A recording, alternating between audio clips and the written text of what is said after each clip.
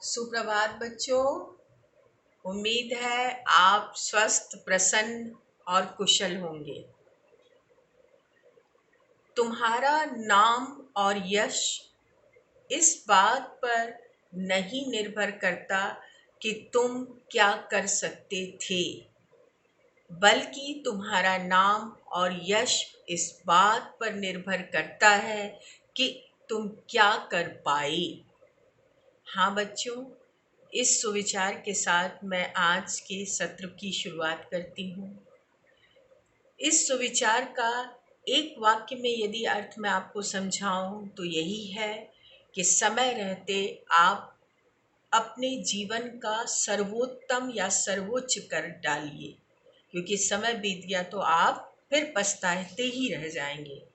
और समय के अनुसार यदि आपने अपना बेस्ट या सर्वोच्च दिया तो आप निश्चित ही नाम और यश के भागीदार बनते हैं।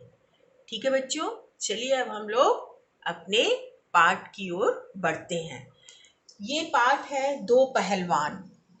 दो पहलवान पाठ में आज आप ना केवल दो पहलवानों के बारे में जानेंगे जिनमें एक तो सच में हृष्ट पुष्ट बलशाली है और जिसके में योग्यता भी है, और दूसरा है जो केवल मुंह से बलवान है, केवल मुंह से बड़ी बड़ी बातें करता है।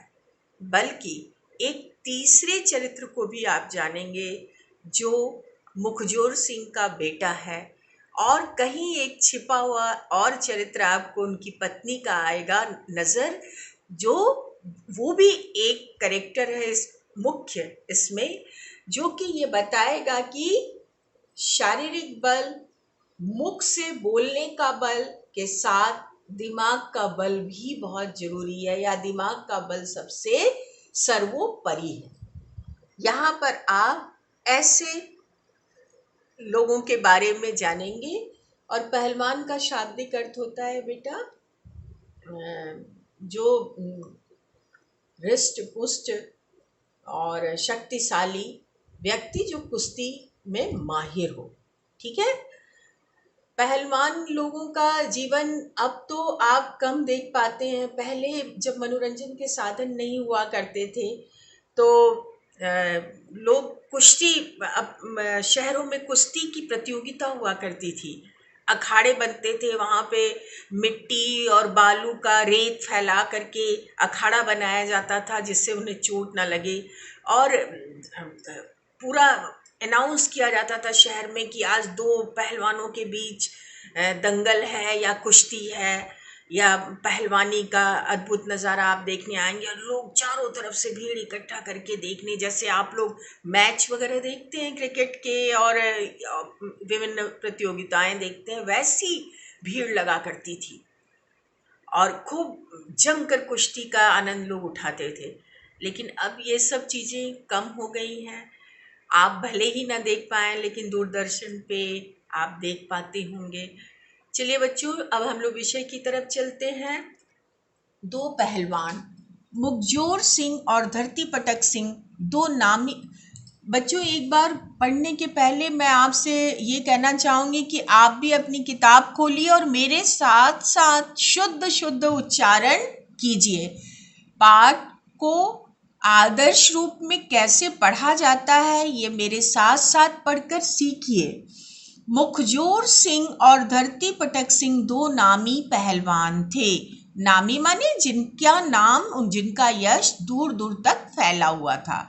धरती पटक सिंह ने अनेक दंगलों में बलशाली पहलवानों को हराकर अनेक पुरस्कार जीते थे। दंगलों माने कुश्ती प्रतियोगिताओं में, अनेक कुश्ती प्रतियोगिताओं या पहलवानी की प्रतियोगिताओं में बहुत सारे पुरस्कार या इनाम या पारितोषिक जीत चुके थे। वह अपनी शक्ति को बनाए रखने के लिए घंटों व्यायाम करता और पौष्टिक भोजन करता। पौष्टिक भोजन माने ऐसा भोजन जिसमें सारे शरीर के विकास के लिए जितने भी पदार्थ जरूरी हैं, जैसे वसा, जैसे विटामिन, प्रोटीन, खनिज पदार्थ, इत्यादि जितने भी पौष्टिक चीजें हैं वो जिस भोजन में व्याप्त हो उस भोजन को वो हमेशा करता था, और उसकी मात्रा भी अधिक लेता था, जितना सामान्य व्यक्ति जितना खाता है उससे अधिक। तो चलिए, उसका भोजन सामान्य व्यक्ति द्वारा खाए जाने वाले भोजन से बहुत अधिक होता था। उसका नाम सुनकर अच्छे अच्छे बलशाली पहलवानों के होश उड़ जाते थे, परंतु मुखजोर सिंह उसके नाम से बिल्कुल नहीं डरता था। मुखजोर सिंह को कभी किसी ने कुश्ती लड़ते नहीं देखा था। इसके बावजूद उसकी प्रशंसा का डंका चारों ओर बजता था।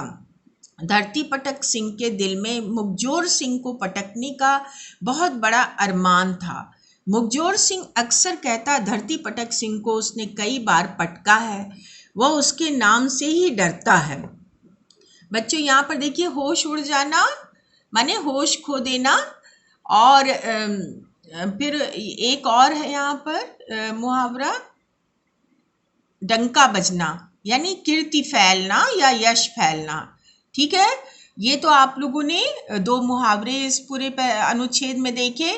अब इसको आप समझ लीजिए कि दो पहलवान हैं, एक का नाम है धरती पटक सिंह और एक का नाम है मुखजोर सिंह।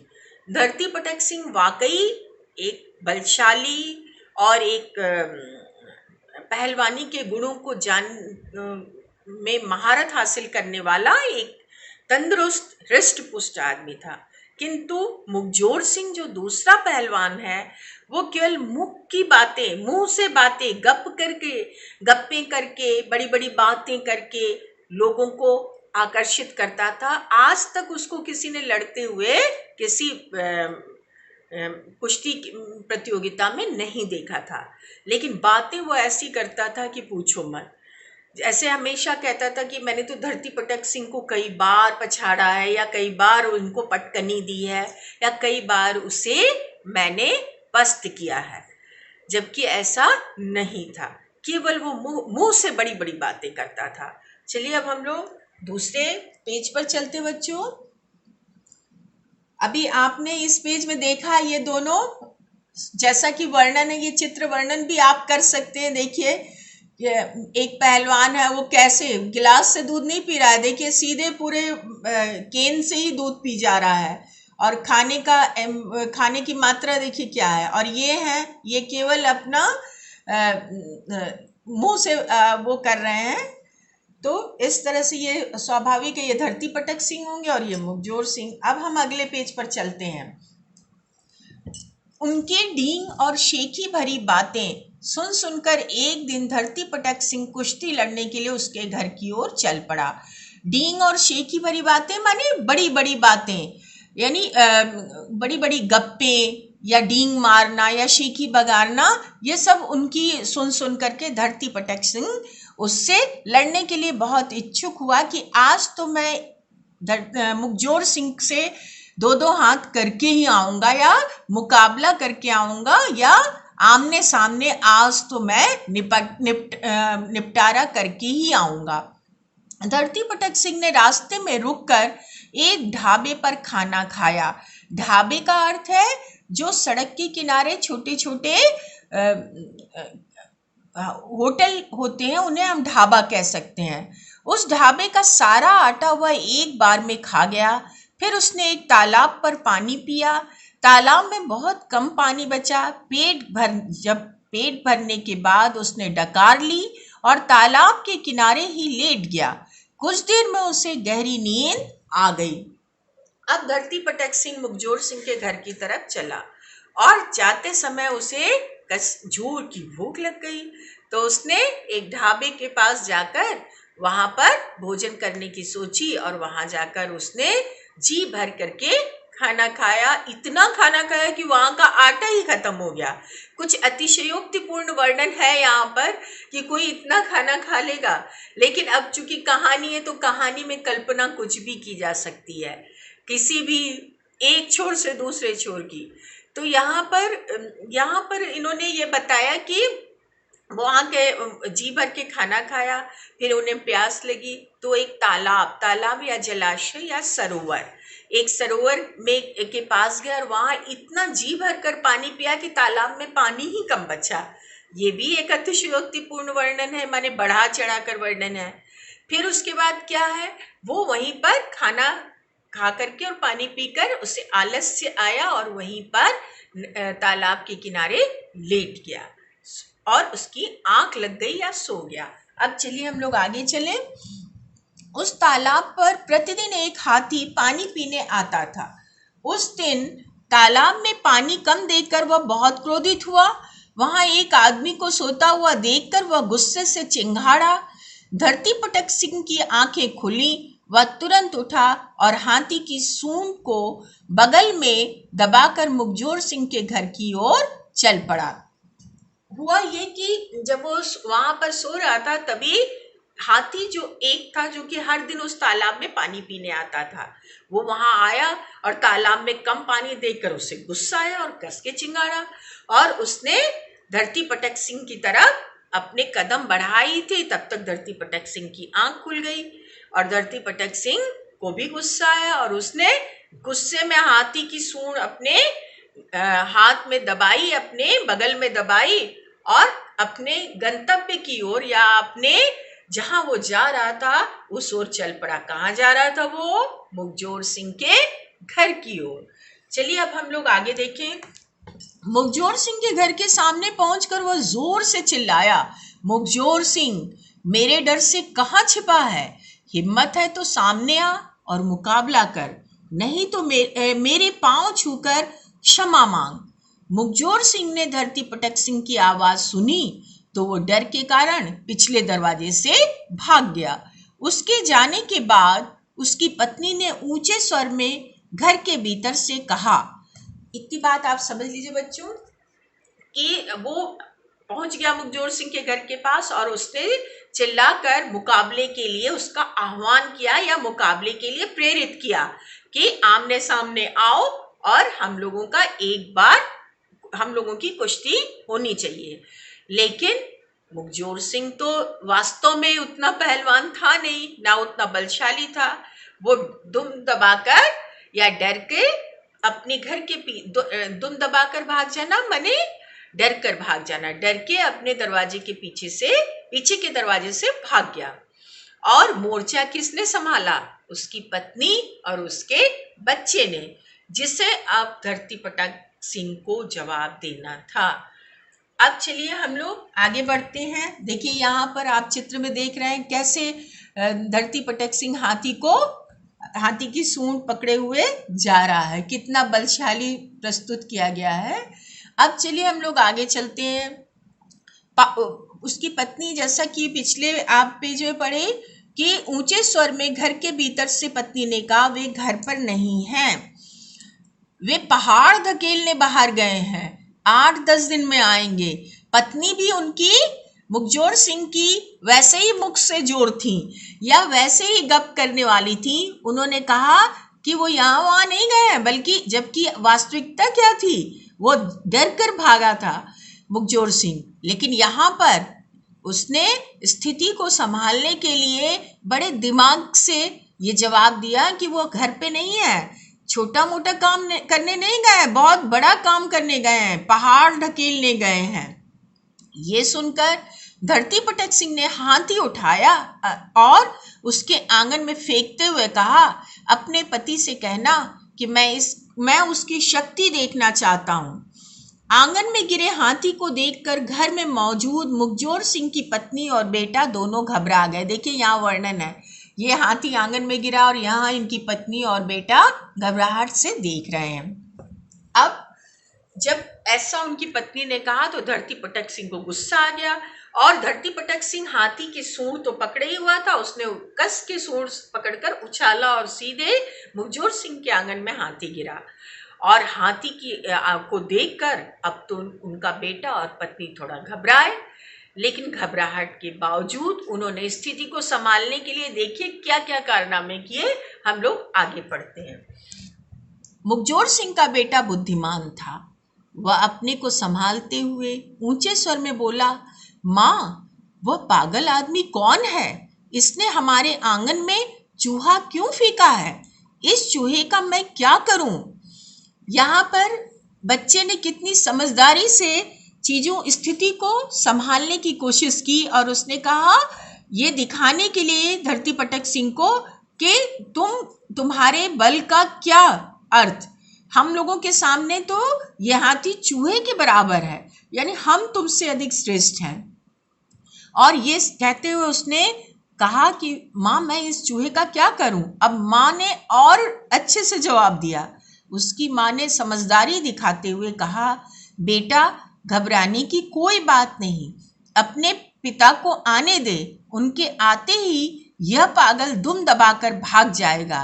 इस चूहे को झाड़ू से बाहर कर दे। यह पागल दुम दबाकर भाग जाएगा माने कौन?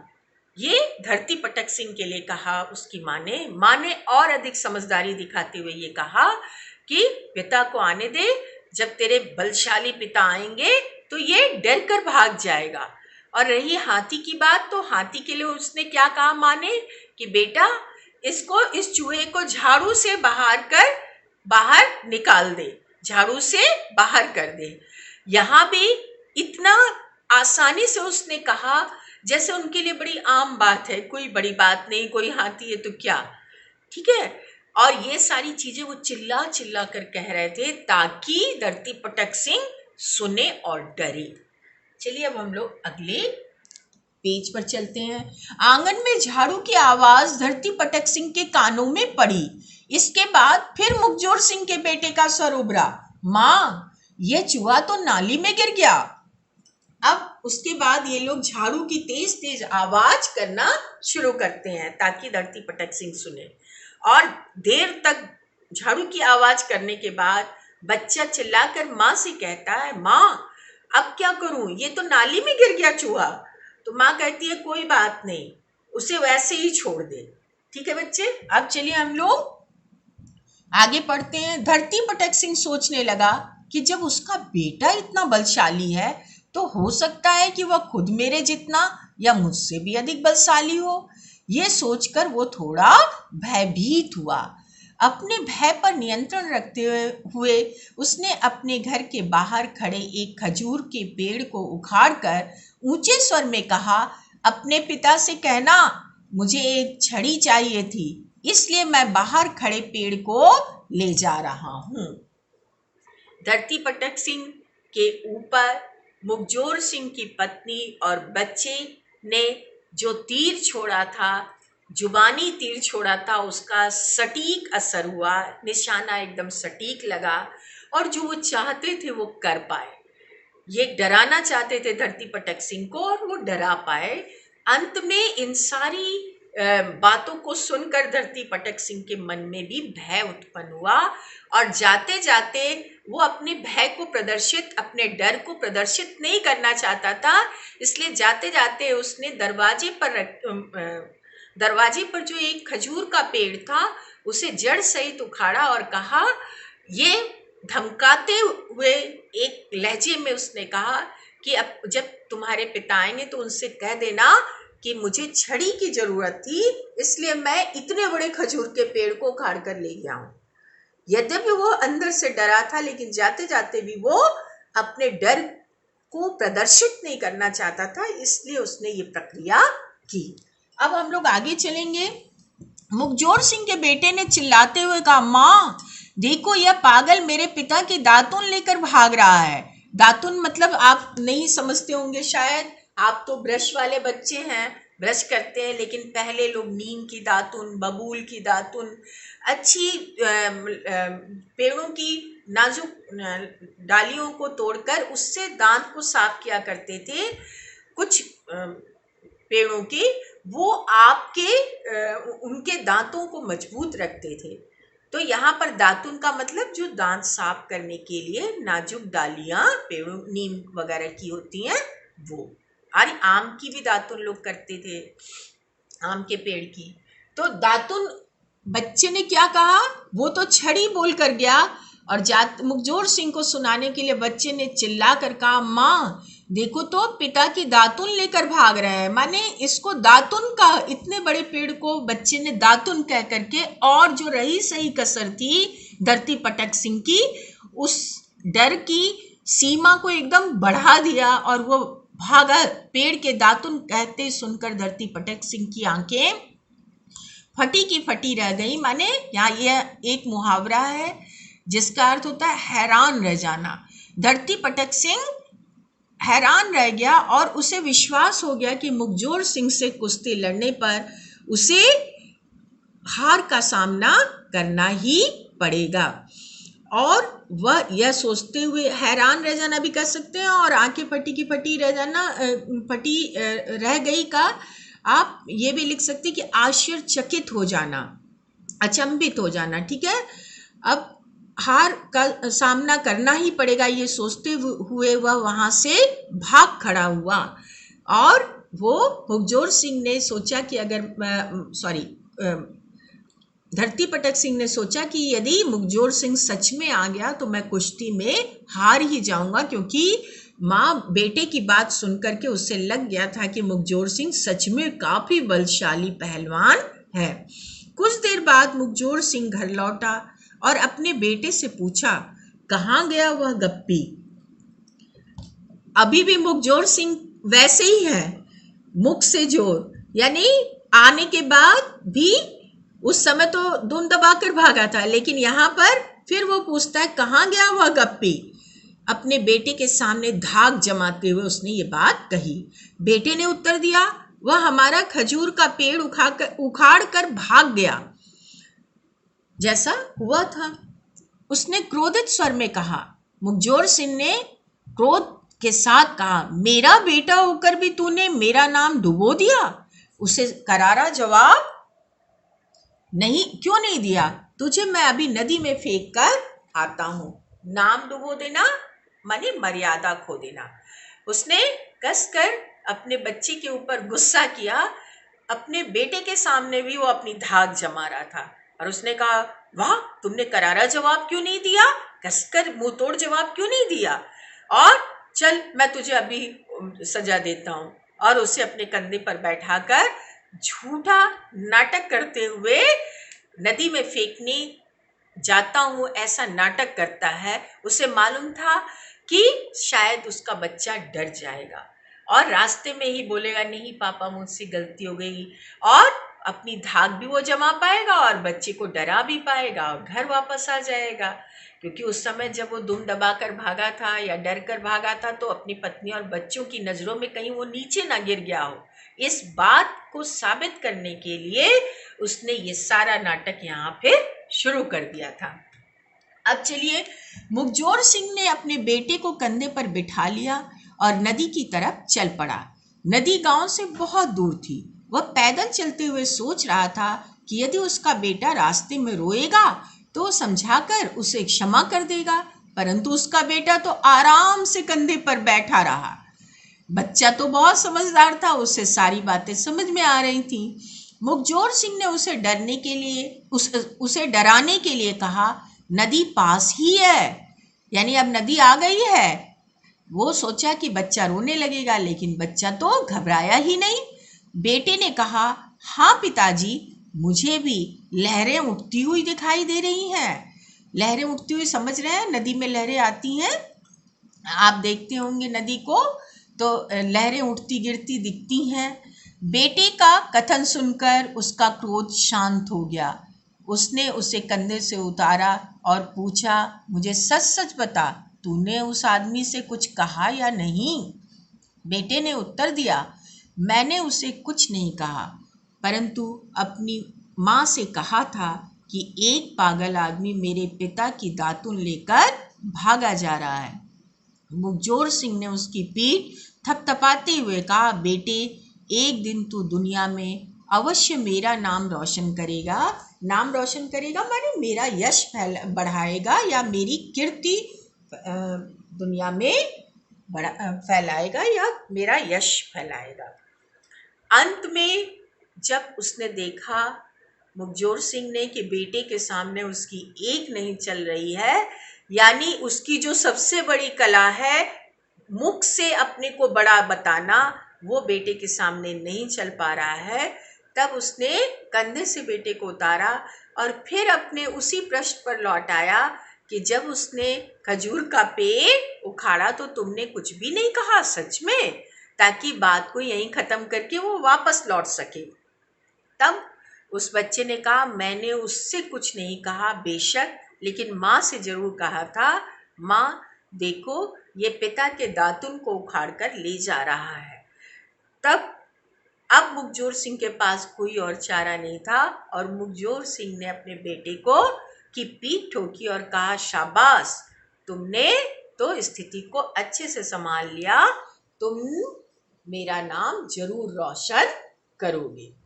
इतनी बात समझ में आई बच्चों?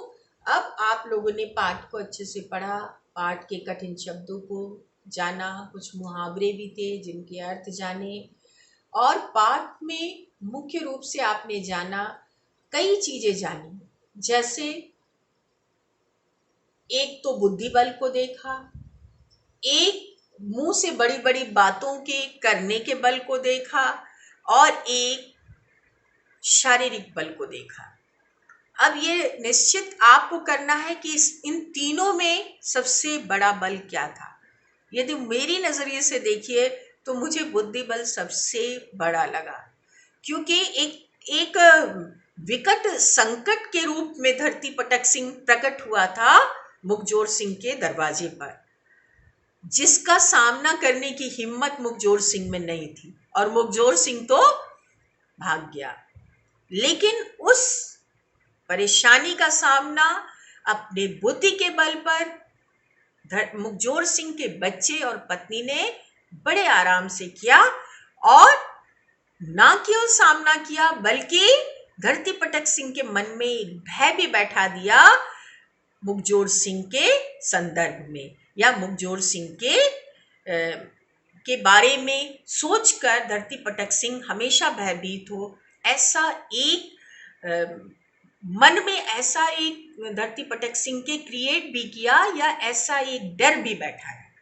तो इतनी बात सबके समझ में आ गई होगी बच्चों। पाठ के कठिन शब्द और जो मुहावरे हैं और कुछ वस्तुनिष्ठ प्रश्न या बहुवैकल्पिक प्रश्न मैं आपको नोट में भेज रही हूँ, जो कि आपका क्लास वर्क है या कक्षा कार्य है, और कुछ कठिन शब्द मैं लिख कर भेज रही हूँ जो कि आपका गृह कार्य है, आप उन्हें कर लीजिएगा। प्यारे बच्चों, पाठ को फिर से पढ़िएगा और जो मेरा वीडियो है इसे ध्यान से देखिएगा। अगर कोई बात ऐसी होगी जो ना समझ में आई हो तो आप निश्चित रूप से सत्र के दौरान अभी पूछ लीजिएगा। और खुश रहिए, प्रसन्न रहिए और स्वस्थ रहिए, अच्छे से खाइए पीजिए और स्वस्थ प्रसन्न रहिए। धन्यवाद बच्चों।